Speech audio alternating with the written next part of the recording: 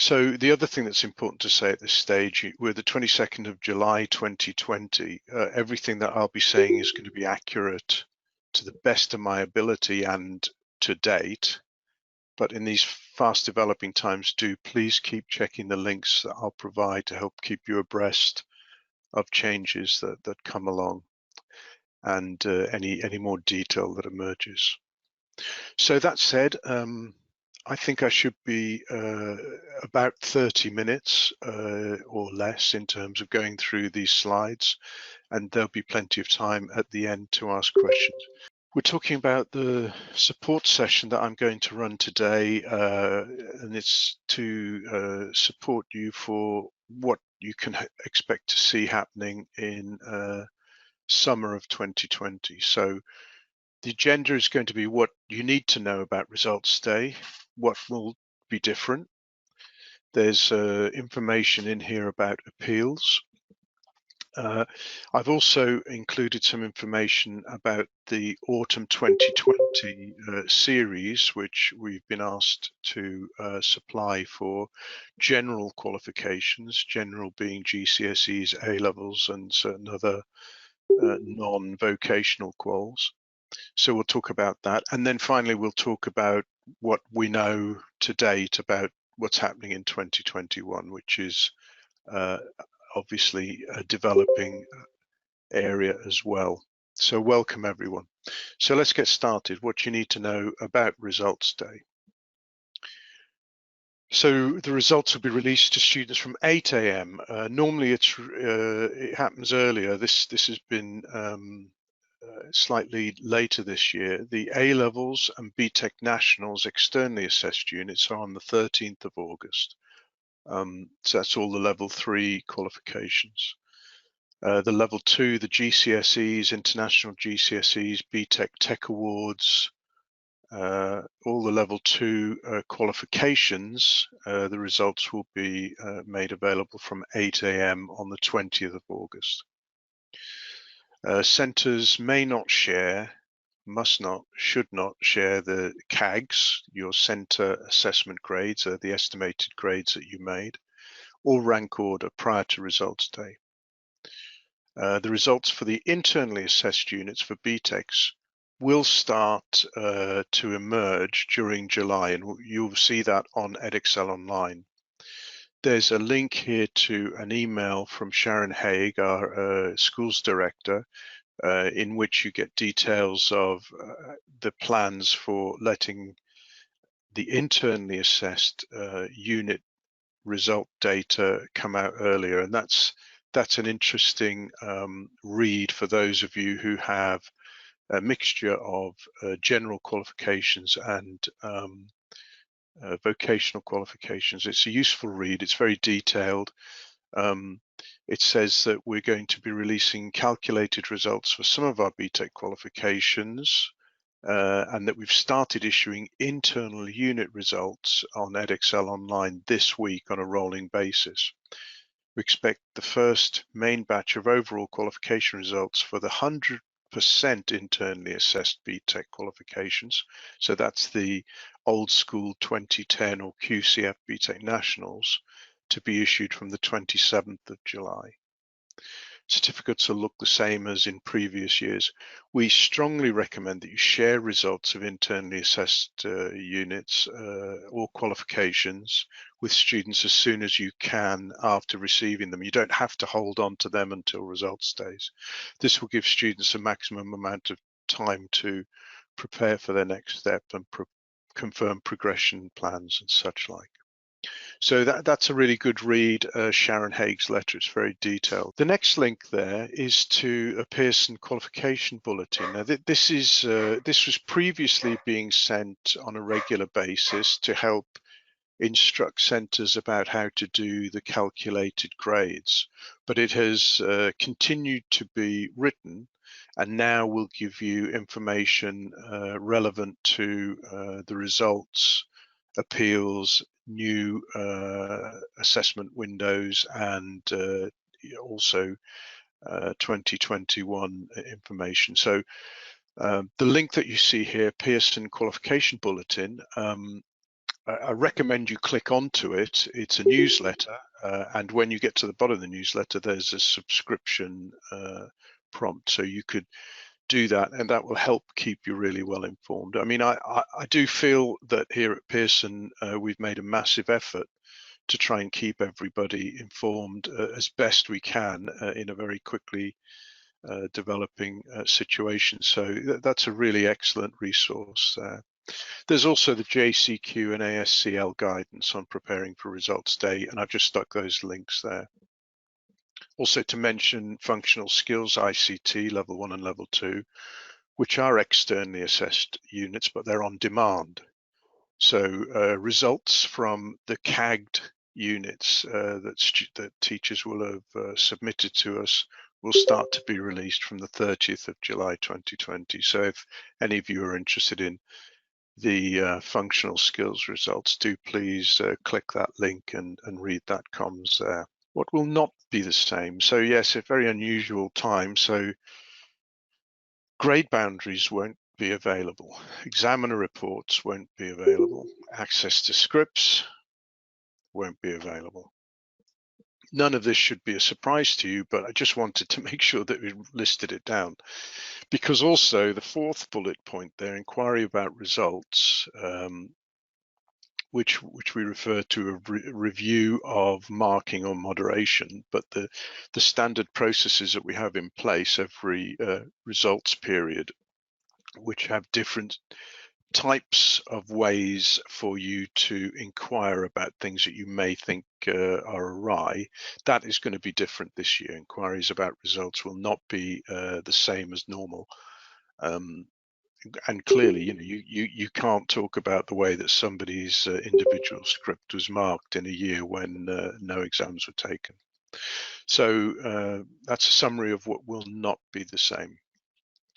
So I'll quickly have a look at the moment at the appeals.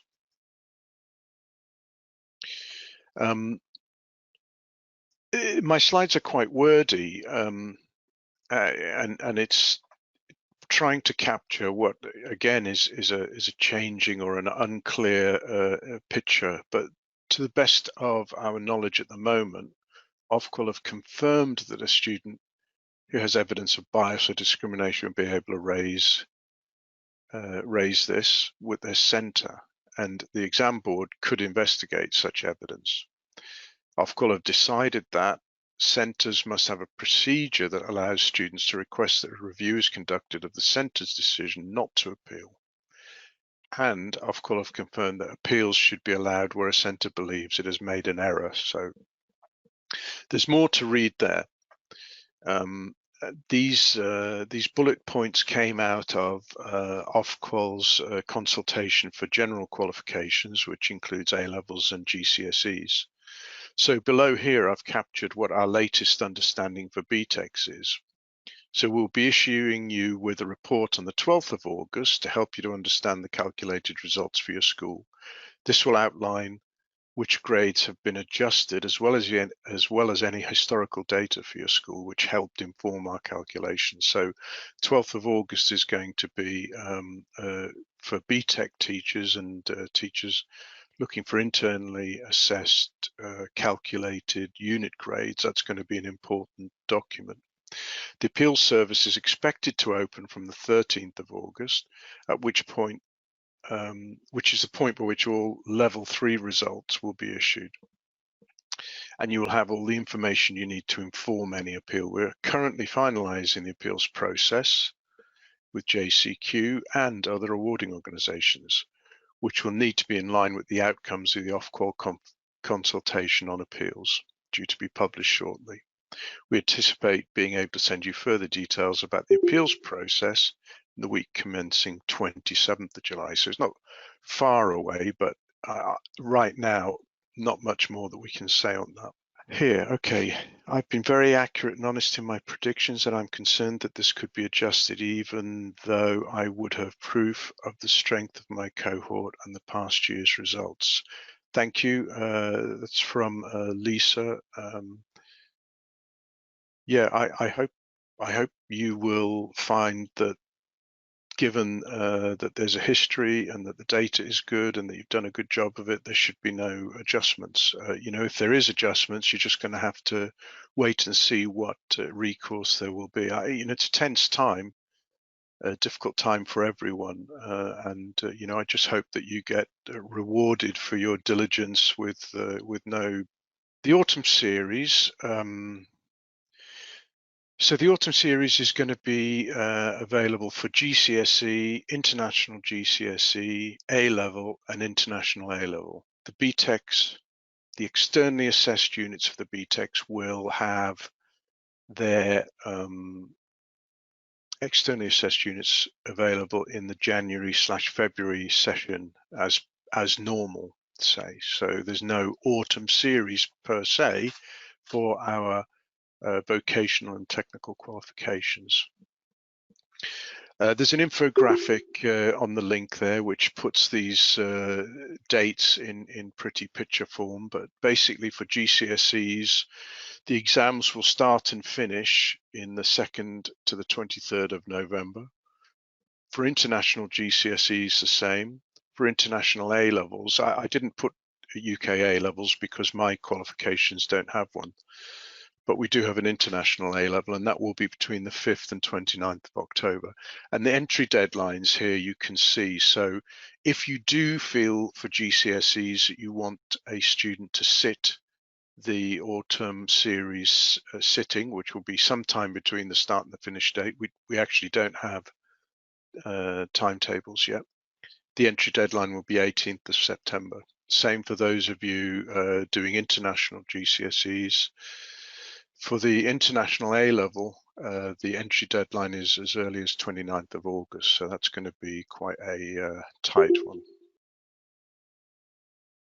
No BTECs. We're hoping to publish timetable on our website by Friday, the 24th of July, a couple of days, so please check here for details. Now, an interesting point about who can enter the autumn series. For the GCSE, AS and A-level, the UK or English versions, students who had entries for the summer 2020 series can only enter. So you can't, it's not free to everyone for entry. It's only students who either entered in summer 2020 and had a calculated grade they weren't happy with, or students and centres that can prove that there was intention to sit an examination in the summer of 2020. I think that's a shout out to those private candidates who may have not been able to get a centre to submit a CAG for them. But it's not an open series. Whereas in terms of the international situation, the I primary, I lower secondary, international GCSEs and international A-levels, all students are able to enter. So that's entirely up to you as a centre and the students. So it's free, it's a free, open and full session. There's a link there to more detail on the International Autumn Series, which you can look at if you have interest in that. We're making great progress. 2021. So there was a consultation that closed on the 16th of July, again for GQ or the A-levels GCSEs. We're waiting some kind of publication based on that consultation. Now, my understanding is that was a very heavily subscribed consultation. So yeah, I guess it's going to be very interesting to see what comes out of that. There are all sorts of suggested approaches, including relaxing assessment requirements where possible. So that's maybe easier in the cases of qualifications that have NEA. But it's also problematic in terms of needing to make spec changes, which might mean a regulatory framework change. So it's complex. Allowing optionality of content assessment requirements in GCSE history, ancient history and geography as changes to assessment requirements don't help. Changes to or removal of NEA. Later exams with either the same or delayed results date has been touted as a possible way forward. Statistically led standard setting as in the first year of assessment in reformed quals. So In reformed quals, there's a statistic adjustment that's made to try not to have students who are the pioneers of a new qualification reform take a hit on their results compared with peers of earlier and following years. So these are all suggested things that might happen. Now, talking specifically about our computer science 2016 specification, we have had confirmation from Ofqual that the timetable 20 hours required for the programming project. So we preempted this situation by doing away with our NEA last year in a consultation.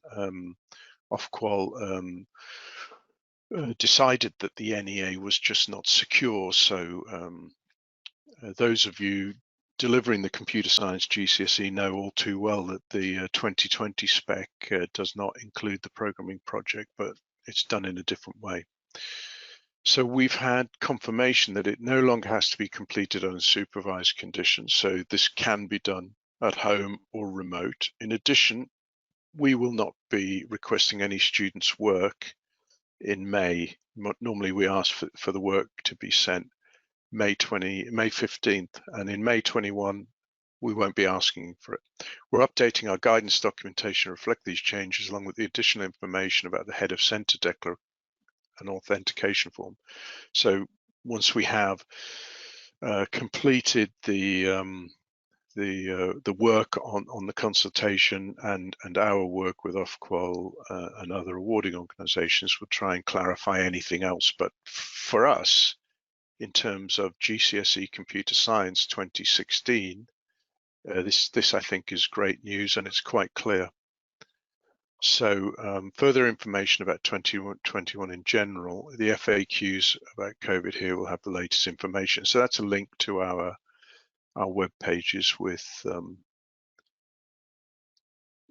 so our students cannot work at home as some do. Yeah, absolutely. One of your colleagues has made the point that not every student has a computer at home. So absolutely. So if we still need to sign that they had 20 hours, that will eat into our timetable. They can't do it at home and we are behind and would welcome the 20 hours to be removed. So I think what they have removed is a requirement to submit it. What exactly your head teacher will be required to sign up to, we don't know in detail yet, but I think it's safe to say if you can find 5 hours or 10 hours or 15 hours, whatever you can find to deliver to your students that help to benefit them, you won't be asked to show it. And as long as you've done the best, I think that will be okay. So that's computer science. 2021 series in terms of the BTECs and the vocational qualifications in general. We know that many of you have outstanding questions about managing teaching assessment next year. We're working closely with Ofqual and other organizations and we'll be in touch as soon as we have more information on this. Previously communicated, Ofqual have published a position paper and the principles that will underpin the approach to be taken next year for vocational qualifications. We tend to publish BTEC sector guides in August to support delivery and assessment from September. These will include any mitigations deemed necessary due to social distancing requirements and the impact of COVID-19. Most of this commentary on this slide here is directly related to issues around performance qualifications such as sport and performing arts. In terms of the BTECs in digital information technology and the BTECs nationals in IT and computing, it's not clear yet what concessions or what we will be able to do. But again, please watch this space.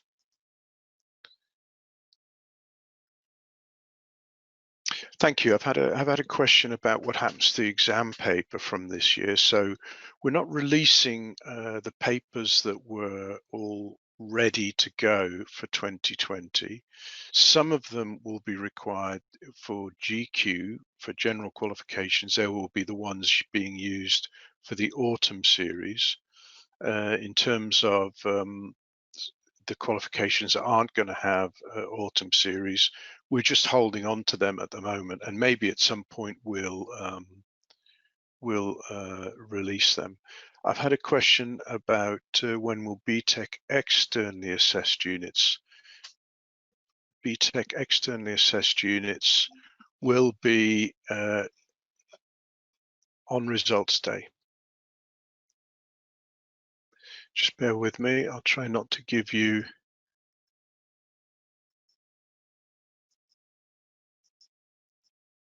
So BTEC external units, if they're level 2, either Tech Awards, it would be 20th of August. If they're level 3, which are nationals, it will be 13th of August. In terms, would have liked one more past paper indeed. Yeah, the trouble is we need to put a team together to create those papers, and since a paper is required for autumn, we wouldn't have had time to turn one round, so we had to hold on to it. In terms of BTEC, with advice on year group bubbles leading to potentially more limited access to computer rooms, is this something that is being considered? So it's being discussed. Thank you for the question. It's a real worry because it's not being seen, it's not as clear cut as performance qualifications that where either sporting or performing arts, they are required in terms of assessment criteria to be doing group activities. So in our qualifications, it's not as clear-cut an issue, but there is potentially issues to do with access to the computer rooms and the computer equipment.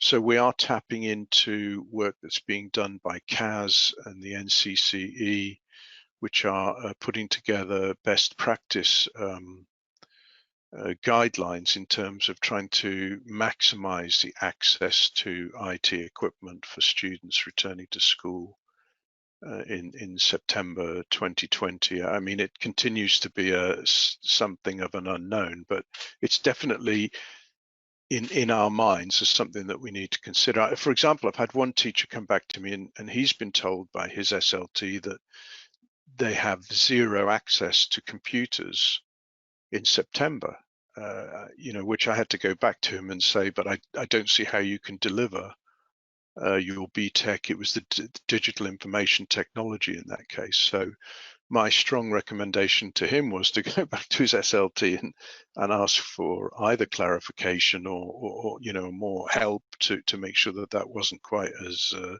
draconian as it sounded. That's the only one person that I've heard that from, but I also referred him to the group at CAS, and I believe he's actively in there trying to get some support. So yeah, it's a real unknown, isn't it? And further, what happens if there's another spike? Many of us are being told that we can't use the computers as they're too close to each other. So, if you're being told you cannot use them, so computer science GCSE, you might be able to do unplugged lessons for some time. Certainly the BTEC, the more vocational and technical qualifications, being kept away from computers, literally physically kept away from them, I think will inhibit your ability to deliver the program.